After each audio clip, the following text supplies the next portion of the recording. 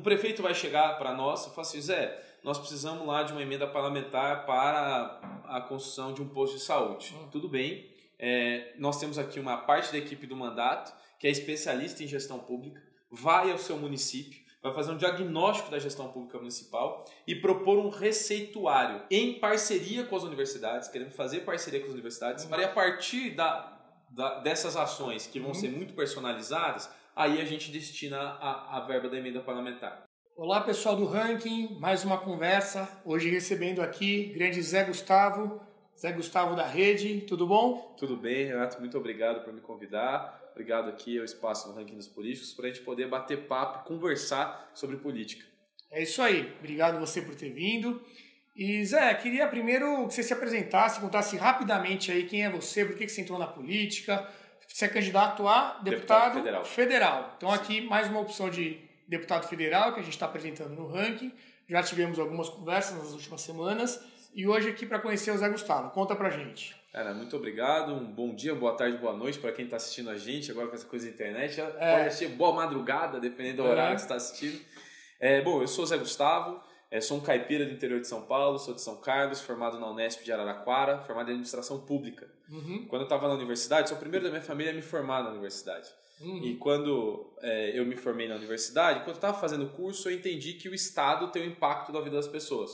E a maior parte das pessoas não tem ideia disso. Vivem suas vidas sem entender e sem perceber essa pressão quase que invisível ou muitas vezes visível, dependendo de onde você nasceu, do Estado.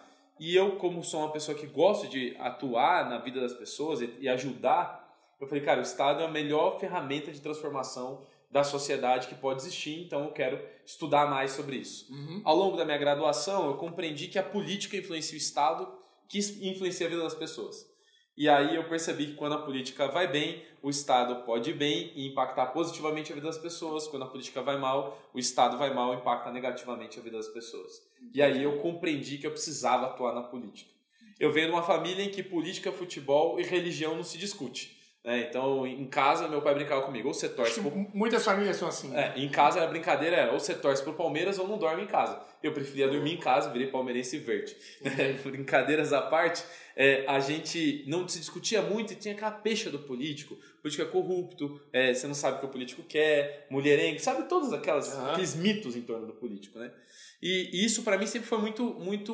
Sempre fiquei com o pé atrás. Além disso, meu avô sempre falava, Gustavo, minha família me chama de Gustavo, né? Os amigos chamam de Zé, por isso que eu uso Zé Gustavo. Gustavo, política é para quem tem dinheiro, para quem pode, não é para nós. E aí eu falo assim, não, eu comecei a questionar esse negócio. E nós criamos na Unesp em Araraquara um projeto chamado Prefeitos Paulistas, que nós trazíamos para dentro da universidade prefeitos de vários lugares do interior para falar sobre a vida deles. Era uma forma de desmitificar o político para os universitários, mas perceber que era para mim também. E ao longo do tempo eu fui entendendo que a política era um espaço para todos. Para mim, particularmente, era possível ser um político mantendo uma vida privada bacana, uma espiritualidade que não influenciava a política e mantendo uma vida cotidiana. Política é um ser humano comum, né? Então isso para mim foi muito importante. E em 2011 eu falei, não, eu quero atuar de fato na política. Em 2010 eu fiz um intercâmbio no Canadá, onde eu fui estudar mais sobre a gestão pública municipal. E de lá eu assisti a eleição aqui no Brasil e vi uma mulher negra vinda da periferia do Brasil, alfabetizada aos 16 anos de idade, disputando o cargo mais importante da República, que era a presidência. 2010. E aí a Marina, eu vi lá, eu falei, nossa, falando de algumas coisas que eu acreditava, que era compartilhar poder, falando sobre um novo ciclo de desenvolvimento, eu falei, cara, quando eu voltar, quero estar junto com esse povo. Voltei em 2011, me filiei ao PV, lá em São Carlos. E aí a Marina estava chamando reuniões aqui em São Paulo. Eu vim para cá, era uma desfiliação coletiva. Na primeira reunião que eu vim, eu falei, caramba, errei. E uma série de discussões que havia dentro do PV, de democracia interna, de espaço de tomar decisão. Fundamos o movimento Nova Política, quem se lembra dos sonháticos, né? Falava que a Marina era muito sonhática. Mas era uma discussão sobre uma nova forma de fazer política. Acompanhei a eleição de 2012, percebi meandros da eleição. Percebi como o sistema estava... E muito difícil. A gente fala hoje de fake news, mas existe no Brasil as fake news analógicas há muito tempo. Sem dúvida. Os materiais apócrifos, já ouviu falar disso? Sim. Materiais apócrifos, o pessoal forra a cidade falando uma mentira num dia antes da eleição para impactar a eleição. Assassinar a reputação. Coisas absurdas. Hoje, com as ferramentas de comunicação, como o WhatsApp, isso é muito mais rápido. Em 2012, eu acompanhei e no começo de 2013 nós discutimos sobre formar um novo partido. Os partidos que nós estávamos espalhados não estavam dando conta de responder aquilo que nós queríamos. Então, fui um dos fundadores da Rede Sustentabilidade, dia 16 de fevereiro de 2013. Criamos a rede num processo muito dialógico com a sociedade, com um diálogo muito forte. Foram mais de 12 mil pessoas que foram para as ruas, coletaram assinaturas. Não conseguimos o registro do partido em 2013, como você bem sabe, quando nos coligamos com o PSV e a Marina foi ser vice do Eduardo Campos. E ela chegou para mim e falou assim: Zé, acho muito importante ser candidata a deputado federal. Eu falei, mas Marina, eu tenho 24 anos de idade, nunca fui candidato, não venho de família de político, não tenho recurso. Como que é isso? Aí ela falou assim, não, é justamente por isso, né? Que se fosse um perfil tradicional, eu não estaria te convidando, né? E eu falei, pô, que legal. Então, enfrentamos, criamos algumas metodologias, um mandato colaborativo, criamos a ideia dos codeputados, que depois eu quero comentar um pouquinho mais. E no final das contas, numa primeira candidatura, com 24 anos de idade, sem muitos recursos, tivemos 14.474 votos em 351 cidades do estado. Foi um resultado que, para mim, foi fantástico. Apesar de ter sido uma eleição em que se inaugurou as fake news, ainda que depois o termo foi batizado pela eleição do Trump, contra a Marina, criando uma série de coisas. O marido dela madeireiro, que ela ia acabar com o mundo. Ela não era candidata a presidente, né? Era exterminadora do futuro. Era uma coisa assim... Na reta final ali, eu lembro terrível. Mas, enfim. E aí, depois disso, assumi a coordenação de registro do partido nacionalmente, registramos a rede em 2015 e virei o porta-voz nacional da Rede Sustentabilidade ao lado da Marina, assinando como presidente nacional da rede, presidente nacional de partido mais jovem do Brasil. E sempre movido por desde quando contei toda essa história, para dizer que eu sempre me moveu muito uma vontade de ajudar a transformar a política. Hoje, está muito claro para nós que é preciso ocupar a política. Em 2014, isso não estava tão claro. E nosso lema da campanha de 2014 era Ocupe a Política. E era um chamado para as pessoas ocuparem e se ocuparem. Porque nós já estávamos percebendo ali que a nossa política está estagnada. Ainda bem que, por mais que haja um ranço agora, as pessoas estamos discutindo política. Queria uma oportunidade, né? Toda essa crise, o lado bom disso é que você só pode melhorar. As pessoas têm que se envolver e ocupar isso daí. Parte das pessoas não sabem qual a escalação do time do Brasil, mas sabem o nome de todos os ministros da STF. Verdade, então essa é uma coisa que tem demonstrado que as pessoas estão se ocupando da política, sabe? Você comentou, fez uma frase logo no início da tua fala que me chamou a atenção, até porque a gente recebeu aqui alguns candidatos recentemente com uma visão um pouco mais liberal, uma coisa mais... ao contrário daquilo que você disse no meu entender. Deixa eu ver se eu entendi bem. Você comentou, o Estado é a principal forma de fazer o desenvolvimento das pessoas, de induzir para que a população, a sociedade se desenvolva. E o que a gente ouviu desses outros candidatos é que o Estado, justamente, quanto maior ele for, mais ele querer se meter e querer ele tentar ser um indutor disso, ele acaba atrapalhando. Como é que é a tua visão aí desse papel do Estado? O que dá certo, o que não dá, até onde ele tem que ir, qual que é a responsabilidade do governo e dos governantes para que a sociedade, o Brasil, tome um caminho melhor? Cara, obrigado por essa pergunta, é muito boa, porque quando eu disse lá, eu estava dizendo sobre o Estado existir, que foi a organização que nós como sociedade criamos para nos organizarmos. Ele existir, sendo maior ou menor, ele impacta a vida das pessoas de alguma maneira. Sem dúvida. Então, assim, foi isso que me atraiu para estudar administração pública. Nesse sentido que você está dizendo, do tamanho do Estado, como é o Estado, eu penso que o debate sobre isso, às vezes, é uma cortina de fumaça sobre o que nós realmente precisamos fazer. Né? Às vezes, há a lógica do Estado provedor, né? O Estado maior, que provê tudo para as pessoas, e o Estado regulador, o Estado menor, que só regula. Que é só um árbitro e deixa a coisa... Que deixa a coisa. Hoje nós estamos no meio do caminho, quase, né? Uma coisa meio estranha. Eu acredito num conceito de Estado que nós temos desenvolvido junto com a rede aqui, academicamente, o professor Henry Mitzenberg, no Canadá, também fala disso, que é o Estado mobilizador. É o Estado que mobiliza as forças vivas da sociedade para resolver problemas. Um Estado onde há competição entre as empresas, mas há uma produção de serviços públicos de qualidade na ponta.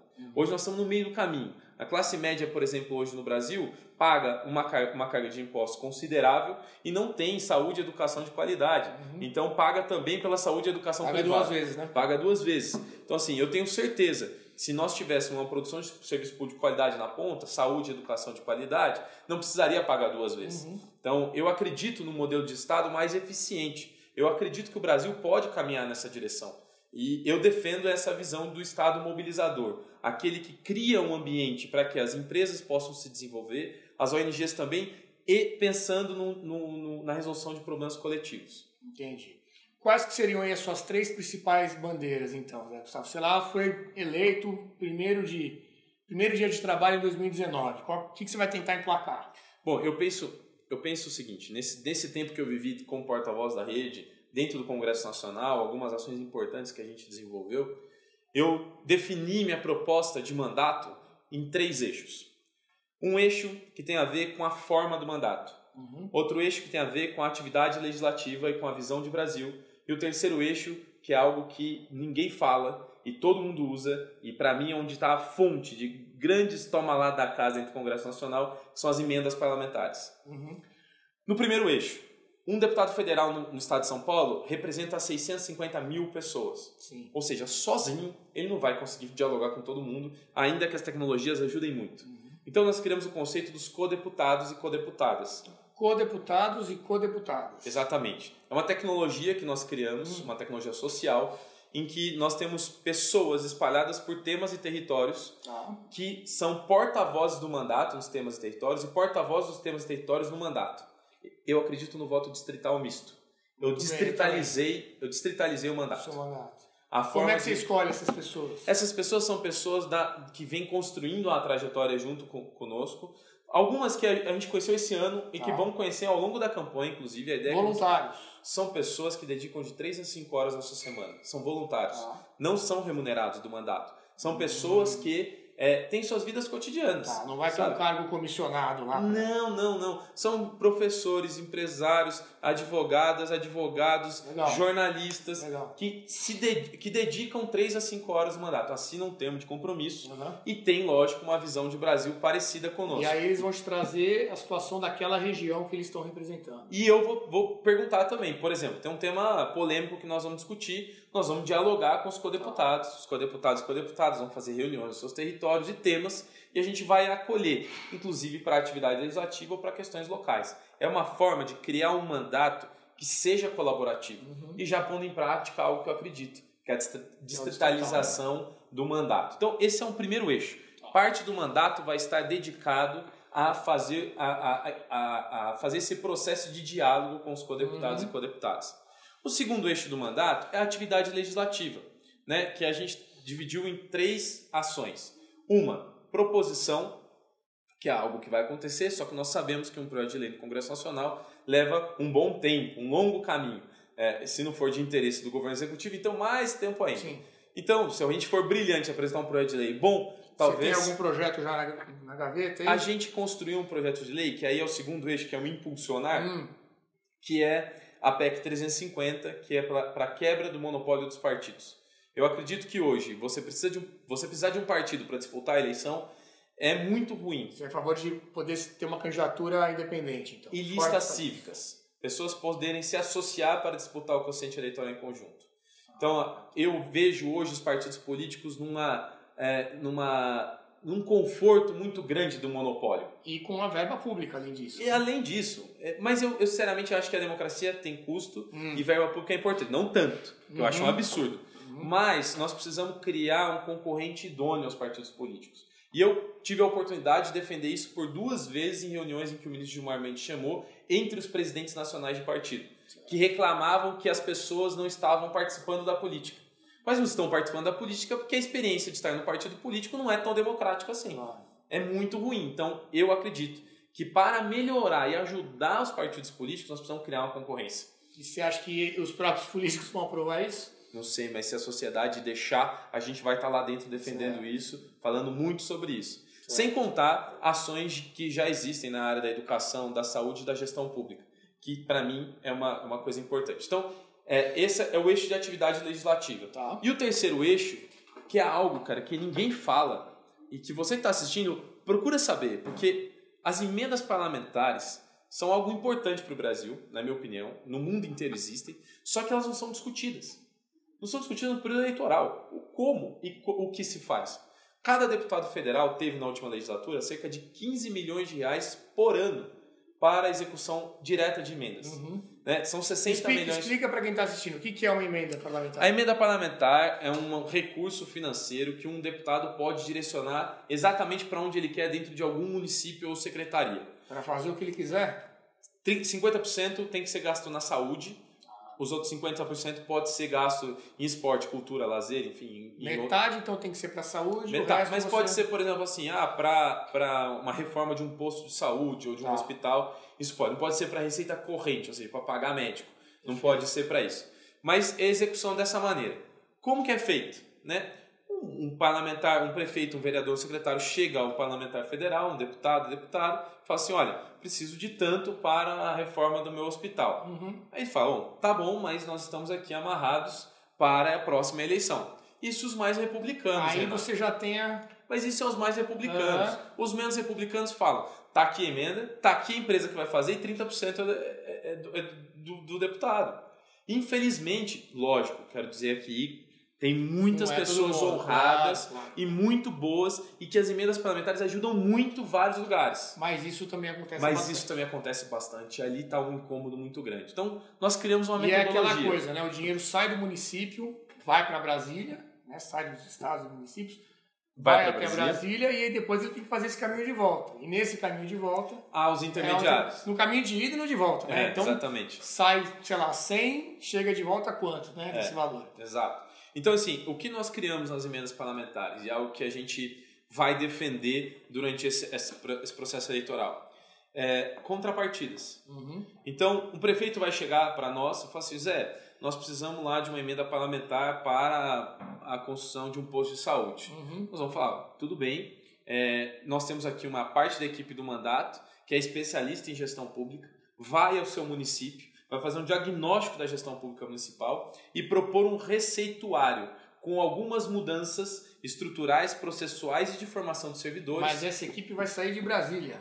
Talvez isso já esteja no estado de São Paulo. Porque o deputado tem acesso a 25 assessores, dos quais não necessariamente todos precisam ficar em Brasília. Então podem já estar no estado de São Paulo, em parceria com as universidades, querendo fazer parceria com as universidades, para fazer esse diagnóstico da gestão pública municipal, propor um receituário. Vai fazer uma consultoria ali, vai chegar no município... Isso. Exatamente.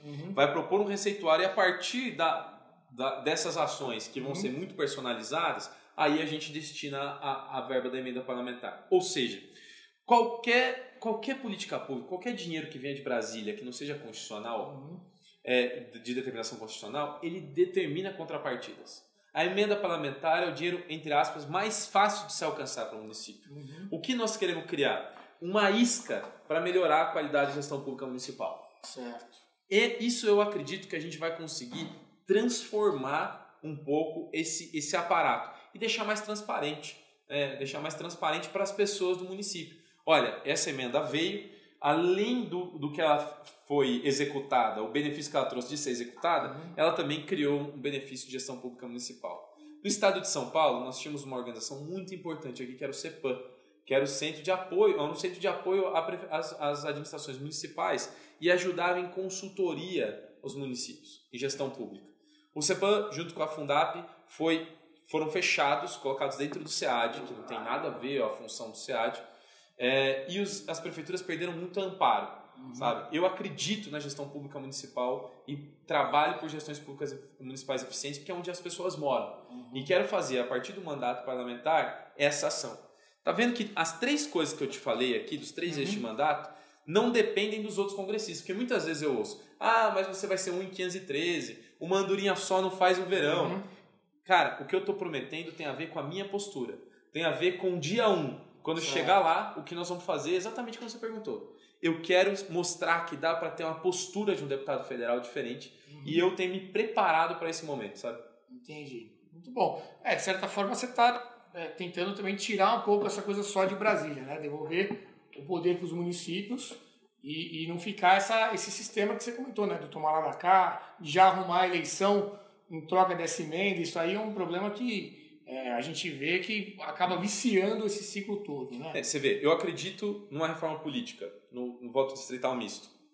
Estou fazendo na prática a distritalização do mandato com os co-deputados temáticos que seriam a lista, né? Sim. Eu acredito num novo pacto federativo. Estou transformando o mandato numa experiência de novo pacto federativo e acredito na gestão pública municipal. Certo. Então eu estou usando o que eu acredito, fazendo o que é um jargão, né? Seja a mudança que você quer no mundo, né? Transformando o mandato parlamentar já nessa execução de como fazer as coisas que nós acreditamos. E eu vou te dizer, a minha sensação é que a hora que começarmos a implementar isso, nós vamos puxar o sarrafo para cima. Nós vamos constranger outros parlamentares a se comportarem de uma nova maneira.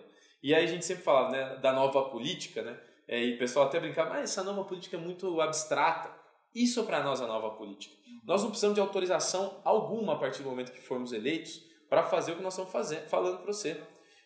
A única autorização que nós precisamos é no dia 7 de outubro sermos eleitos. A partir dessa autorização da urna, nós vamos poder atuar dessa maneira que eu estou te falando. Muito bom. Para fazer tudo isso, Zé, a gente precisa estar com as contas em dia, estar com o governo ali saudável para poder tocar todos esses projetos. O Brasil hoje vive uma situação fiscal, né, que está aí na beira de um precipício. Qual que você vê que é a solução para isso? Você acha que vai ter que fazer as reformas mesmo? Você acha que vai ter que mexer na parte de tributos? Como é que você enxerga esse problema hoje para o Brasil? Você, se estiver lá dentro, como é que vai tratar isso dentro do Congresso? Primeiro, só uma rápida correção. Eu vou falar de todas essas, mas as emendas parlamentares são compulsórias. Ou seja, o Brasil pode estar na maior crise e o governo executivo tem que necessariamente estar na regra. Precisa executar as emendas. Então, assim, eleitos se formos, vamos poder executar essas coisas que eu disse. Então isso independe de qualquer coisa. Independe. Agora, a situação que nós vemos no país é muito grave. E aí tem a ver com a parte da atividade legislativa do qual eu acredito. Não temos como não discutir as reformas necessárias. Nós temos uma grave crise na Previdência. Nós temos uma carga tributária. Na minha opinião, a carga tributária, nós temos que discutir todo o sistema tributário. O mosaico que é o direito tributário brasileiro. A complexidade, né? É absurda. Então, eu tive lá com o professor Bernardo Api, no Centro de Cidadania Fiscal, e eles têm uma proposta muito interessante de simplificação dos tributos no Brasil. Então, assim, o passo da simplificação dos tributos é um passo fundamental para a nossa melhora na qualidade do ecossistema empresarial no Brasil. Eu acredito numa simplificação do sistema tributário e acredito que é muito difícil ser aprovado, mas nós precisamos debater, precisamos discutir a reforma previdenciária e nós precisamos discutir. A minha sensação é que às vezes no Brasil a gente faz o debate olhando para o retrovisor. Nós estamos vivendo no século XXI, onde novas tecnologias estão em crescimento exponencial. Nós estamos discutindo no mundo carros autônomos, cidades cognitivas, inteligência, internet das coisas, muitos avanços. O Fórum Econômico Mundial passou o último encontro inteiro debatendo sobre renda, a discussão da tecnologia impacto, né? Impactada na sociedade, na economia, e até discussões sobre renda básica universal. Então, assim, o mundo está fazendo esse debate e nós estamos ainda debatendo olhando para o retrovisor. É inadmissível, na minha opinião, não pensarmos em novos tipos de direito, não pensar numa nova estrutura social. Nós precisamos discutir isso e parece que, infelizmente, pela superficialidade do debate político, só os rótulos interessam. Não interessa uma discussão de sociedade. Qual sociedade que nós, que somos jovens, vamos viver daqui a 20 anos? Você acha que isso vale também para as relações trabalhistas? Sem dúvida. A gente fica debatendo direitos trabalhistas passados, que são fundamentais, mas não pensamos novos tipos de direito trabalhista, não pensamos um novo arranjo de direitos trabalhistas que possam garantir que o empresário seja respaldado e o trabalhador também. Então, esse para mim é sempre um debate muito sensível, porque a gente fica sempre usando as referências do passado e não consegue pensar em coisas novas para o futuro. E estou dizendo, tanto do lado dos sindicatos, quanto do lado das grandes empresas e indústrias que também estão acostumadas com as referências do passado. Eu penso que nós precisamos criar um espaço de diálogo mais fluido, futuro, no sentido de pensar novos direitos trabalhistas e novos arranjos do sistema trabalhista também brasileiro. Zé, outro assunto muito recorrente que o pessoal do ranking comenta muito é a questão dos privilégios. Então, a gente entende que o governo ele teria que dar o exemplo, né? Quando você comentou sobre reformas que vão ter que ser feitas, questão da previdência, as relações trabalhistas, mas para o governo pedir alguma coisa e convencer a sociedade que tudo isso é necessário, ele teria que começar dando o exemplo. Muita gente entende isso. Você tem hoje os congressistas com alto salário e com milhares de bolsa isso, bolsa aquilo, auxílio isso, auxílio aquilo. Isso revolta muito a população. Como é que você vê essa questão dos privilégios, que a gente chama? Você vai usar esse tipo de coisa se for eleito? Qual que é a tua visão sobre essa questão da remuneração e dos direitos a que os parlamentares têm hoje em dia? Eu acho muito interessante essa questão do privilégio, né? Porque nós temos uma questão do privilégio dos políticos, né? Eu acho que, para mim, eu vejo política como serviço e não política como privilégio ou política como aquela coisa do intocável, sabe? Ao contrário, política é serviço à população. E como a minha dúvida sempre do ponto de vista do parlamentar, como a gente bota o máximo possível dos recursos disponíveis para ampliar a representação. Se um deputado federal ele um representante das pessoas do Estado, como que a gente amplia essa representação? Criamos algumas ferramentas, os codeputados e tal, então eu sempre fico pensando isso. Mas antes de terminar falando sobre essa questão, é importante falar também dos privilégios estruturais que existem no país, né? Você tem ali também classes privilegiadas, você teve no histórico bem próximo grupos de empresas privilegiadas. Sim, sem dúvida. Não temos como não falar que nós aqui, por nascemos onde nascemos, somos um grupo privilegiado também da sociedade. O Brasil é o país dos privilégios, né? Muita gente define assim, infelizmente. Então, assim, eu penso que nós temos que a questão da igualdade, mas mais da equidade, né, de tratar os diferentes de modo diferente, é muito importante para a gente dialogar sobre o Brasil que queremos, né? Do ponto de vista do privilégio do governo, né, que eu falo, eu também pensei sobre isso num possível mandato de deputado federal. Como eu disse, eu tenho me preparado para esse momento, então criei uma série de propósitos. Uma das coisas que sempre se fala é o seguinte: os apartamentos funcionais, né? Um apartamento funcional, um parlamentar federal, porque ele não é do Distrito Federal, ele tem acesso a um apartamento funcional grande, né? Ou em dinheiro para alugar, né? Para alugar. Auxílio moradia. Eu não vou abrir mão do apartamento funcional. Ao contrário, eu quero transformar o apartamento funcional numa espécie de espaço colaborativo. Prefeitos, vereadores, secretários vão muito a Brasília para pedir verbas a prefeitos, vai no ministério, vai não sei aonde, e normalmente gastam com hotel. Nós vamos dar a oportunidade das pessoas poderem ficar no apartamento funcional. Mas você acha que faz sentido o governo ter um apartamento funcional? Ele tem que ter a manutenção daquilo, ele tem que ter alguém para tomar conta? Veja, não faz sentido o prefeito sair da uma cidade e pagar R$350 numa diária para ficar num hotel.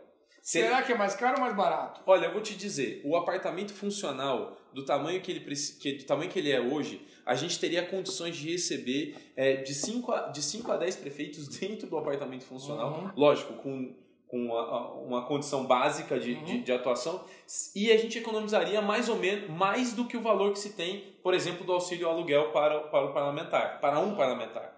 Então, o que eu quero transformar? Esse espaço num espaço também colaborativo, para que os prefeitos possam ir, porque o apartamento funcional é literalmente para ser algo de passagem, algo de... Tem muita coisa que a ideia é ótima, às vezes a gente para pensar na prática o que acontece. Não, mas vota em mim, pessoal, vota em mim, a hora que tiver a prática a gente testa. Outra coisa, eu vou abrir mão de 30% do meu salário para criar, a gente vai criar uma fundação para fortalecimento de jovens lideranças do estado de São Paulo. Olha que legal. 30% do meu salário vai para uma fundação para amparo e fortalecimento de jovens lideranças no estado. Eu acredito muito que a nossa geração, cara, não foi formada para estar na política.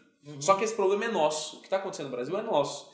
Nossos pais, avós estão se aposentando e nós nem não temos quase essa perspectiva, e nós vamos assumir o problema do país. Então, como que nós estamos nos preparando para assumir esse processo no país? Então, eu quero trabalhar uma fundação nesse sentido, com 30%, iniciando com 30% do meu salário, além do que 30% da verba de custeio do gabinete nós também vamos abrir mão e não vamos usar. Isso foi um pacto que nós fizemos no Renova Brasil, sou parte do Renova Brasil. Renova Brasil é aquele programa que selecionou pessoas que queriam, que queriam ser candidatas para se prepararem. Isso foi um pacto que nós fizemos. E eu me comprometi também a 30% da minha verba de gabinete não usarmos. Né? O que essa verba representa? Essa verba representa, por exemplo, aluguéis de sede para que a gente possa ter a equipe trabalhando, custeio de várias coisas, enfim. A cota parlamentar. A cota parlamentar. A gente tem todos esses dados, tem no ranking dos políticos, você pode acessar lá. Sim. Você vê quanto cada parlamentar gastou por ano com cada uma dessas despesas. E nós estamos abrindo mão de 30%. Parece pouco, mas o mandato que a gente está se propondo a fazer, que dialoga de fato com a sociedade, é um mandato que vai utilizar o máximo possível dos recursos disponíveis para representar o máximo possível de pessoas, para fortalecer, para ser um processo pedagógico.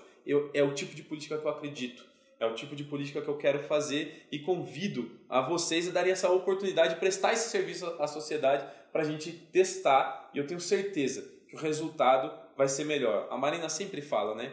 O caminho que nos trouxe até aqui não vai dar resultados diferentes do que nós tivemos até agora. Há 4 anos atrás nós éramos um país do pleno emprego, estávamos economicamente mais estabilizados e de repente aconteceu uma catástrofe que não foi natural, não foi um terremoto, um maremoto, foi a qualidade da política. A forma que se chegou nesse cenário que você descreveu. Né? Exatamente. Era pleno emprego, era isso, era aquilo, mas de que forma se chegou nisso? Agora, se a gente não testar novas formas, a gente não vai encontrar outros caminhos. Então, não só do ponto de vista da minha atividade legislativa no Congresso Nacional, com as pautas que eu quero defender, mas o comportamento e a postura de um parlamentar federal, que eu acredito tem que ser diferente, é que eu estou apostando, e por isso sou candidato a deputado federal. Legal. Para fechar nosso papo, Zé, qual que é a tua visão sobre a possibilidade de uma renovação nesse Congresso, né? Pelo jeito a gente vai ter um recorde de candidaturas à reeleição, muita gente querendo continuar no cargo, você tem um tempo de campanha menor, o dinheiro, a verba para as campanhas está na mão dos caciques dos partidos, todo um cenário que nos leva a crer que a renovação vai ser pequena. Os analistas dizem isso. A minha visão é que realmente o número vai ser menor de novos congressistas. Porém, esses novos que entrarem, eles vão fazer um barulho muito grande. Vão ser pessoas engajadas, vão ser pessoas que vão ter uma repercussão dentro do Congresso muito maior até do que nos anos anteriores, que havia até mais gente nova. Você concorda com essa tese? Gosto da sua análise, gosto mesmo. É uma análise até otimista, na minha opinião, e espero que esteja certo. Porque o Congresso Nacional ele tem uma taxa de renovação grande, né?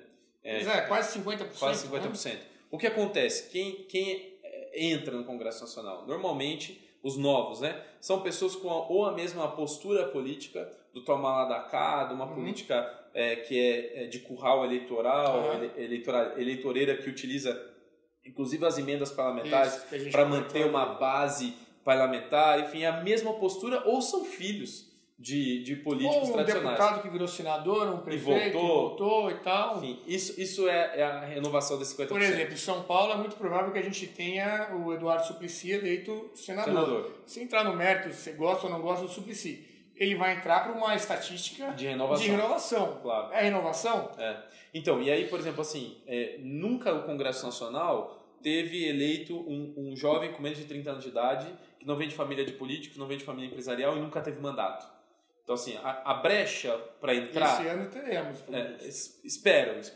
E a brecha para entrar ela é muito pequena, eu concordo com você. Então, dentro dessa taxa de renovação, o esforço que temos que fazer é muito grande para conseguirmos. Eu acho que nós vamos ter um Congresso Nacional que tem mais pessoas engajadas, jovens engajados. O Ulisses Guimarães tem uma frase muito interessante, tinha uma frase, né, já falecido, que era assim: se você não está contente com essa legislatura, espera a próxima. Eu não sei se era uma constatação ou uma praga, mas ele falava isso muito, né? Então, assim, eu espero que ele esteja errado e a gente consiga melhorar. Isso está na mão das pessoas, está na mão dos cidadãos, sabe? O sistema político se blindou. Ele foi proibidas as doações empresariais de empresas, de CNPJ, mas se criou um fundo eleitoral totalmente terrível. A forma de fazer política no Brasil passou a ser uma coisa assim, de um material, de compra de voto, e compra de voto às vezes legalizado por meio de cabos eleitorais. É algo que nós precisamos combater, e só quem está nos assistindo e contando para outras pessoas é que pode transformar. E aí eu tenho que falar sobre uma questão que, na minha opinião, é fundamental. Muita gente, eu tenho ouvido muita gente dizer que não vai votar, porque não tem mais jeito, porque, enfim, por N motivos. Isso não resolve, né? Que vai no churrasco, vai na praia, vai... É tudo igual. Eu quero dizer para você que diz isso ou que pensa assim, ou que tem um amigo que pensa assim, você tem que falar para essa pessoa que essa decisão de não ir votar é a decisão política mais radical. Por quê? Porque está deixando nas mãos de alguém. Alguém vai decidir por você. Sobre a decisão do nosso país.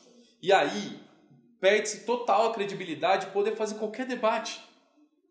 Nós precisamos fazer com que as pessoas vão votar. É importante votar. Sabe? Discuta, debate. A gente está aqui fazendo esse debate. O ranking está fazendo debate, outros lugares também estão fazendo. Mas é muito importante escolher com consciência o seu candidato, com consistência. Porque, de outro modo, a gente deixa na mão de muito poucas pessoas a tomada dessa decisão. Tem gente até que acredita naquela lenda, né? Que 50% votar mais branco, mais um, aí vai anular. Isso não tem nada disso. Não, e aí é pior, porque você imagina, você vai ter que fazer outra eleição. Até dá certo. Mas isso não existe. Mas é mentira. Fake news. Fake news, Como que eu outro? Fake news, isso é fake news. Bom, gente, é isso aí. Esse aqui foi o Zé Gustavo, espero que vocês tenham gostado. Quem quiser acompanhar aí as tuas redes sociais, onde é que te encontra? No Facebook, Zé Gustavo, no Instagram, Zé_Gu. E pode também me mandar um WhatsApp. Meu DDD é 16, o telefone é 981571676. O meu número é 1819, não posso deixar de dizer, para deputado federal da Rede Sustentabilidade. Bom, continuamos aqui então. Até a próxima entrevista. Até as eleições a gente vai ter muitos bate-papos como esse. Um abraço, até a próxima.